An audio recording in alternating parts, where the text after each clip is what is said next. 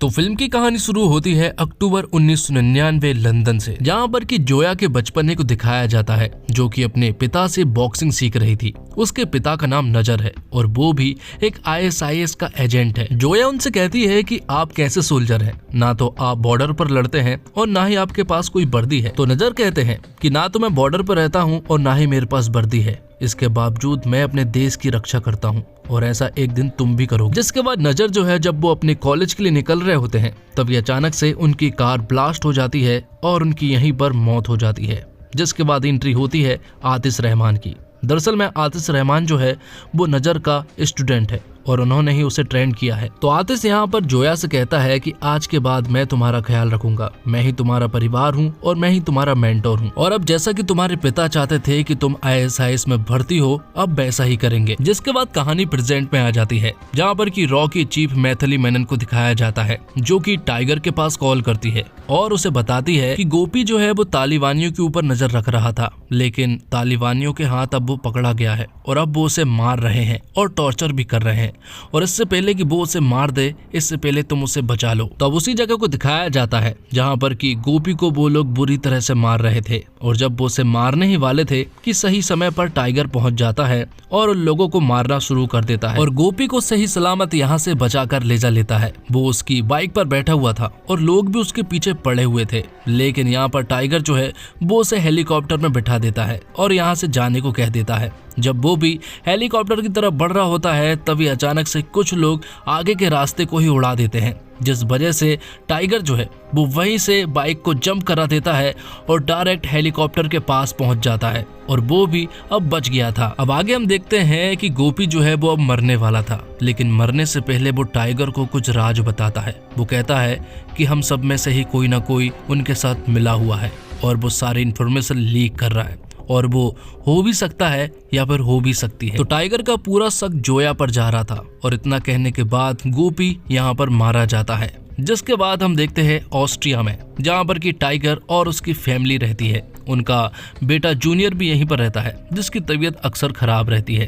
तो टाइगर यहाँ पर जोया से मिलता है और उसे कहीं ना कहीं जोया के ऊपर शक होने लगा था, इसलिए वो हमेशा जोया के ऊपर नजर रखने लगता है। जोया जहाँ पर भी जाती है टाइगर उसके पीछे पीछे जाता है। वो जिससे भी मिलती है उन सभी के ऊपर यहाँ पर टाइगर ने नजर बनाकर रखी हुई थी, क्योंकि हमेशा वो एक बात कहते हैं कि मरता हुआ इंसान झूठ नहीं बोलता है। तो अब टाइगर और जोया जो है वो न्यूज देख रहे थे, जिसमें पाकिस्तान की नई प्रधानमंत्री नसरीन ईरानी जो है वो शांति की बात कर रही थी और इंडिया से दोस्ती की बात कर रही थी। तो जोया कहती है कि अगर पाकिस्तान आर्मी जो है वो इसमें दखल ना दे तो सचमुच शांति कायम हो सकती है। आगे हम देखते हैं कि मैथिली मेनन जो है वो टाइगर से बात करती है और वो टाइगर से कहती है कि गोपी को एक आदमी कुछ सीक्रेट इन्फॉर्मेशन देने वाला था, लेकिन अब गोपी तो नहीं रहा और उस आदमी से कांटेक्ट भी नहीं किया जा रहा है, लेकिन अगर हम भेस बदल के उसके पास पहुंच सके तो वो हमें इन्फॉर्मेशन दे सकता है। तो टाइगर ऐसा ही करता है, वो उस आदमी के पीछे भेस बदल कर जाता है, लेकिन टाइगर देखता है कि उसके पीछे तो पहले से ही कुछ लोग लगे हुए हैं। जैसे तैसे वो उस इंसान को बचाता है,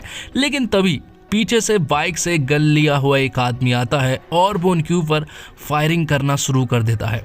लेकिन जैसे तैसे टाइगर उसे मजा चखाता है, और जब वो अपना हेलमेट निकालता है तो मालूम चलता है कि वो कोई और नहीं बल्कि जोया ही है। लेकिन यहाँ पर टाइगर जो है वो उसे सूट नहीं कर पाता है, लेकिन उसे यहाँ पर यकीन हो गया था कि वो जोया ही है जिसके बारे में गोपी बात कर रहा था, मतलब कि जोया अब गद्दार है। लेकिन यहाँ पर हम देखते हैं कि टाइगर ने उस आदमी को पूरी तरह से सेफ कर दिया था और आगे जाकर वो जोया से मिलता है। जोया से यहाँ पर वो बहुत देर फाइट करता है। यहाँ पर जोया को नहीं मालूम है कि वो टाइगर है, लेकिन यहाँ पर उसे मालूम चल जाता है कि वो टाइगर है, और आगे टाइगर जो है वो उसे जान से मारने वाला था, लेकिन उससे पहले ही टाइगर के ऊपर हमला हो जाता है और उसे बेहोश कर दिया जाता है।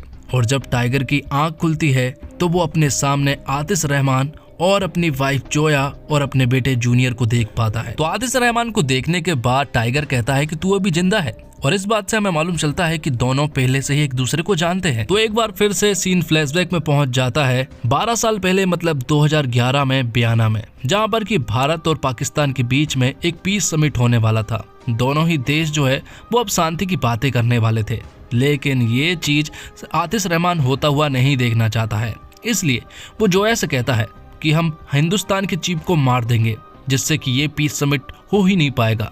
लेकिन जोया कहती है कि मैं इसमें तुम्हारा साथ नहीं दे पाऊंगी और ना ही मैं तुम्हें ये करने दूंगी।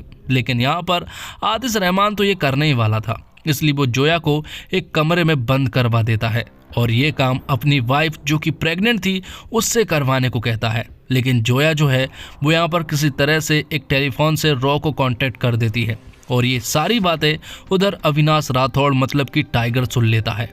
और जब यहाँ पर आतिश रहमान की वाइफ भारत के चीफ को मारने ही वाली थी कि तभी सही समय पर टाइगर जो है वो आतिश रहमान की वाइफ को ही मार देता है और अपने चीफ को बचा लेता है। और इन सब के पीछे कौन है ये बात भी सभी को मालूम चल गई थी, जिस वजह से आतिश रहमान को गिरफ्तार कर लिया जाता है। और यहीं पर टाइगर और आतिश रहमान का आमना सामना हुआ था, जिसके कुछ दिनों के बाद आतिश रहमान का कोर्ट मार्शल कर दिया जाता है, जिसके बाद कहानी आ जाती है प्रेजेंट में और आतिश रहमान ये सारी स्टोरी जो है वो टाइगर को सुना रहा था। तो आतिश रहमान ने जूनियर को एक जहरीला इंजेक्शन दिया है और कहा है कि अगर 24 घंटे के अंदर उसे एंटीट्यूड नहीं दिया गया तो वो मारा जाएगा। इसके बदले में तुम्हें मेरा काम करना होगा, तुम्हें तुर्की से मेरे लिए एक ब्रीफकेस चुरा कर लाना होगा, जिसके बदले में मैं तुम्हारे बेटे को वो एंटीट्यूड दे दूंगा। जिसके बाद कहानी शिफ्ट होती है तुर्की में, जहाँ पर कि इस्तांबुल के सीन को दिखाया जाता है, जहाँ पर कि हम टाइगर और जोया को देखते हैं जो कि ये काम करने वाले थे। लेकिन वो दोनों तो ये नहीं कर सकते, इसलिए वो लोग अपनी टीम को बुला लेते हैं। टाइगर अपनी टीम को इंडिया से बुलाता है और यहाँ पर वो प्लानिंग शुरू कर देते हैं। तो प्लान ये है कि एक असेसियन लड़की है जिसके आंखों को स्कैन कर कर ही वहाँ के बोल्ट को खोला जा सकता है और बोल्ट भी यहाँ पर नहीं बल्कि दूर है। तो उस असेसियन लड़की के आंखों से स्कैनर जो है वो जोया निकालने का वादा करती है और तुरंत ही उस लड़की के पास पहुंच जाती है, जो कि बहुत ही चालाक है। दूसरी तरफ हम देखते हैं टाइगर को, जो कि उस बोल्ट की तरफ जा रहा होता है। वहां पर जाना भी इतना आसान नहीं था, लेकिन टाइगर जैसे तैसे वहां पहुंच जाता है। दूसरी तरफ जोया की उस लड़की से धुआंधार लड़ाई हो जाती है और ये एक टॉवल फाइट थी जिसमें दोनों ही एक दूसरे को बुरी तरह से पटक रही थी। लेकिन आखिर में जीत जोया को होती है और वो उसके आंखों से स्कैनर चुरा लेती है।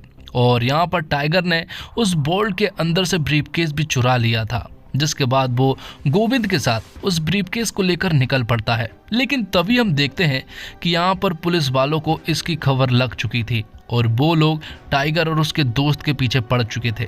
लेकिन टाइगर गोविंद से कहता है कि इस ब्रीफकेस को किसी भी हालत में जोया के पास ले जाओ और वो उसे बीच रास्ते में ही उतार देता है और खुद जाकर पुलिस के सामने सरेंडर कर देता है। आगे हम देखते हैं कि जोया जो है वो आतिश रहमान के पास जाती है और उसे ब्रीफकेस दे देती है और उससे कहती है कि इसमें क्या है, जिस पर कि यहाँ पर आतिश रहमान बताता है कि चाइना ने पाकिस्तान को कुछ न्यूक्लियर कोड्स दिए थे और उन सब की जानकारी इसी ब्रीफकेस में है। तो अब अगर मेरे हाथ में ये कोड होंगे तो पूरा पाकिस्तान भी मेरे ही कंट्रोल में रहेगा। तो यहाँ पर जोया को जूनियर मिल जाता है जो कि पूरी तरह से सेफ था और यहाँ पर टाइगर को वो लोग पाकिस्तान ले जा लेते हैं, जहाँ पर कि इंडिया ने भी कह दिया था कि आप टाइगर के साथ जो कुछ भी करे कर सकते हैं, क्योंकि अब वो गद्दार घोषित हो चुका है। जिसके बाद पाकिस्तान की आर्मी जेल को दिखाया जाता है जहाँ पर कि टाइगर कैद है और यहाँ पर वो लोग टाइगर को बुरी तरह से टॉर्चर भी कर रहे थे और कल ही टाइगर को फांसी भी दी जाने वाली है। आगे मैथिली मेनन को दिखाया जाता है जो कि टाइगर के साथियों से मिलती है जिन्होंने टाइगर की तुर्की में कोड्स चुराने में मदद की थी। तो यहाँ पर मैथिली उनसे कहती है कि अगर तुम उन कोड्स को वापस नहीं लाते हो तो टाइगर की तरह तुम्हें भी जेल में जाना पड़ेगा और हो सकता है फांसी भी मिल जाए। जिसके बाद हम देखते हैं टाइगर को, जिससे मिलने के लिए आतिश रहमान आता है और उसके साथ पाकिस्तान का जनरल भी था जो कि आतिश रहमान के साथ ही मिला हुआ है।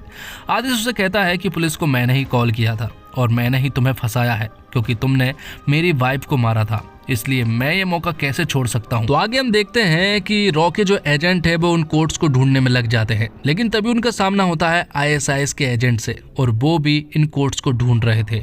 जिसके बाद देखते हैं कि टाइगर जो है वो जेल में था और वो किसी तरह से यहाँ पर ब्लास्ट करके बाहर तो निकल जाता है और यहाँ पर लोगों को बेरहमी से मारने भी लगता है। लेकिन यहाँ की आर्मी बहुत बड़ी थी, इसलिए साथ देने के लिए एंट्री होती है पठान की। पठान यहाँ पर टाइगर का साथ देता है और पूरी की पूरी आर्मी को वो लोग मजा चखा देते हैं। यहाँ पर कुछ बहुत ही बेहतरीन फाइट सीक्वेंस थे और आखिर में टाइगर जो है वो जीत जाता है। तो आगे हम देखते हैं कि ISIS के एजेंट और रॉ के एजेंट अब फिर से साथ में काम करने वाले थे और उन कोड्स को साथ में मिलकर ढूंढने वाले थे। दूसरी तरफ पाकिस्तान में ही टाइगर जो है वो हसन नाम के एक लड़के से मिलने के लिए जाता है जिसकी जान टाइगर ने पहले बचाई थी और अब उसका पूरा खर्चा जो है वो टाइगर ही उठाता है।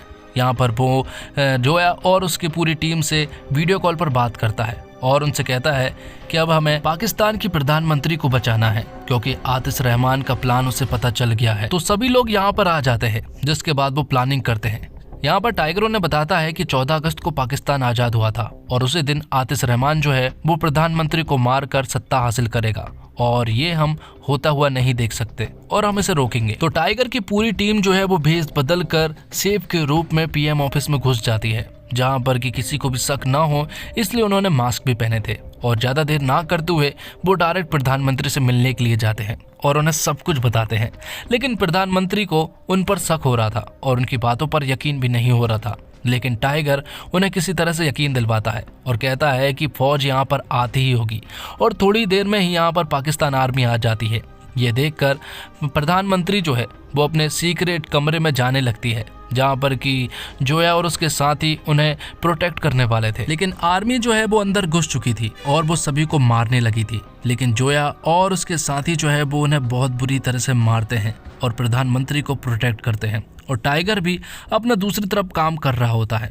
दूर से यहाँ पर आतिश रहमान सब कुछ देख रहा था। उसे लग रहा था कि पाकिस्तान आर्मी सभी को मार गिराएगी, लेकिन टाइगर ने तो यहाँ पर पाकिस्तान आर्मी के जनरल को ही पकड़ लिया था। और अब आतिश रहमान भी पीएम ऑफिस की छत पर आ चुका था। वो यहाँ पर लोगों को बेरहमी से मार रहा था। दूसरी तरफ टाइगर ने जनरल को मीडिया के सामने जाने को कहा था, लेकिन जैसे ही वो आगे बढ़ रहा था आतिश रहमान ने उसे दूर से ही शूट कर दिया था और सभी को ऐसा लग रहा था कि ये काम टाइगर ने किया है, क्योंकि आतिश रहमान सभी के सामने लाइव आ जाता है और सबसे कहता है कि जनरल को टाइगर ने मार दिया है और अब उसका अगला शिकार प्रधानमंत्री है, लेकिन मैं प्रधानमंत्री को कुछ भी नहीं होने दे सकता हूँ। यहाँ पर हमें मालूम चलता है कि आतिश रहमान का प्लान ये है कि वो प्रधानमंत्री को भी मार देगा और टाइगर को भी, और पूरी की पूरी सत्ता भी हासिल कर लेगा। लेकिन उससे पहले वो गोविंद को मारता है, क्योंकि एक इन्फॉर्मर उसके साथ मिला हुआ था। एक ISI का एजेंट जो कि जोया की टीम में था, वो आतिश के साथ मिला हुआ था और उसने सब कुछ आतिश रहमान को बता दिया था। जिसके बाद टाइगर जो है वो आतिश रहमान को किसी तरह से रोकता है, क्योंकि वो प्रधानमंत्री को मारने के लिए जा रहा था। लेकिन जब उसे रोकते हैं तो यहाँ पर कुछ लोग हसन को लेकर आ जाते हैं, इसलिए अब किसी भी हालत में टाइगर को रुकना पड़ता है। और आतिश रहमान उसे जब मारने ही वाला था कि तभी हसन जो है वो टाइगर का गले लग जाता है और तुरंत ही आगे बढ़ने लगता है, क्योंकि उसकी छाती पर बहुत सारे ग्रेनेड लगे हुए थे और आगे बढ़ते से ही वो ग्रेनेड फूट जाते हैं, जिस वजह से एक बहुत बड़ा धमाका होता है। तो यहाँ पर टाइगर ने जोया से कहा था कि तुम्हें किसी भी हालत में पीएम के पास पहुंचना है और उन्हें लाइव लाना है और सब कुछ सच बताना है। तो वो लोग ऐसा ही करते हैं। टाइगर यहाँ पर आतिश रहमान को रोकता है और उन दोनों की 1-on-1 फाइट होती है, जिसमें दोनों एक दूसरे के ऊपर हावी थी। तो दूसरी तरफ जोया ने पीएम को सबके सामने लाइव लेकर आ गई थी और यहाँ पर पीएम जो है वो सभी को सब कुछ सच बता देती है और आतिश रहमान का पर्दाफाश हो जाता है। और यहाँ पर टाइगर ने आतिश रहमान को भी जान से मार दिया था। आखिर में हम देखते हैं कि पाकिस्तान में हिंदुस्तान का राष्ट्रगान बजता है और सभी लोग बहुत ज़्यादा प्राउड फील कर रहे थे। आखिर में मैथिली मेनन का कॉल आता है टाइगर के पास और टाइगर उनसे कहता है कि आपको जब भी मेरी ज़रूरत पड़ेगी मैं ज़रूर आऊँगा। और फिर फिल्म के आखिर में हम देखते हैं कर्नल लूथरा को, जो कि अपने कबीर के पास कॉल करते हैं और कहते हैं कि तुम्हारे लिए मेरे पास एक मिशन है। लेकिन तब कबीर तो कुछ लोगों की बैंड बजा रहा होता है, जिससे हमें मालूम चलता है कि कबीर का अगला मिशन भी जल्द आने वाला है, मतलब कि वॉर 2 का ये अनाउंसमेंट था। और इसी के साथ टाइगर 3 मूवी का यहीं पर एक्सप्लेनेशन खत्म होता है। उम्मीद करता हूँ दोस्तों आपको वीडियो पसंद आई होगी। वीडियो पसंद आई हो तो वीडियो को लाइक जरूर कीजिएगा और इसी तरह के कंटेंट पाने के लिए आप हमारे चैनल को सब्सक्राइब भी कीजिएगा, ताकि आपको इसी तरह के लेटेस्ट और फ्रेश कंटेंट मिलते रहे। मिलते हैं एक और कमाल की वीडियो के साथ, तब तक के लिए आप हमारे चैनल के साथ बने रहिए। धन्यवाद। जय हिंद, जय भारत, जय श्री राम।